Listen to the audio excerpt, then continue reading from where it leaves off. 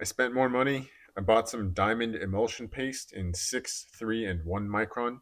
Now, I've been using the green aluminum oxide compound, and it's been working just fine. But I've heard that the diamond stuff is really good, so I want to see what it can really do.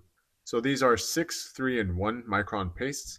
These are 2-gram syringes. I picked them up from Amazon. I'll have links in my description below. This is not an endorsement because I'm trying these out for the first time, but if you're interested, you can use my links.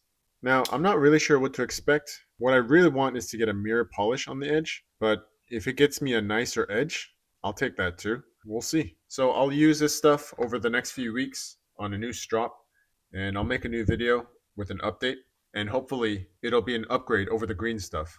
If you've already used the diamond emulsions and you're coming from the green aluminum oxide compound, let me know in the comments what your experience was like, because I'm not really sure what to expect, so I'd like to compare my results with what your experience was. Thanks.